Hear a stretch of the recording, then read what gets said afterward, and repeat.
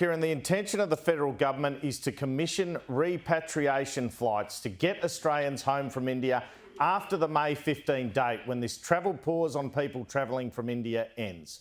Multiple sources have told me that the hope within the government is that by then, the percentage of people in COVID facilities, including Howard Springs, are such that the ban can be lifted, at least for those specific repatriation flights. We know the India ban has been controversial because the government has been threatening jail to Australians if they return home at the moment from India without spending 14 days in a third country. As Kieran said, Mike Hussey, the Australian cricketer, now reportedly the subject of a COVID positive test. There is a view in the federal government that this is quite a popular policy to be tough on borders, even if it affects Australian citizens. But faced with a backlash, particularly by the Indian community to the ban, cognizant of the fact the vast majority of Australians support the policy, the government intends to do something to save these Australians, but realises it has to proceed carefully. In the marginal seat of Greenway in Western Sydney, where Labor frontbencher Michelle Rowland is the local MP, Indian Australians are contacting her to tell her they regard the ban as racist.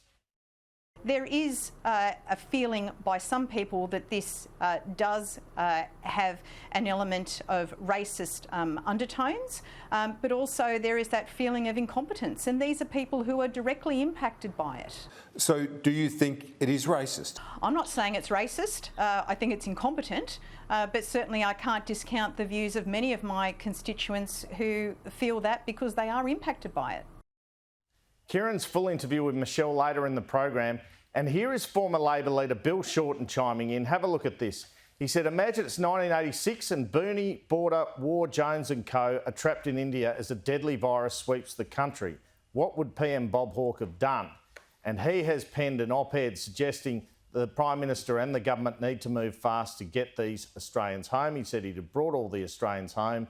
Our government has obligations to all its citizens. There is an opportunity for the government here to weaponise this hard-on-borders stance against Labor. But I'm told this is not the intention. The intention is to get Australians home when it is safe to do so. And Scott Morrison indicated that in Queensland earlier today.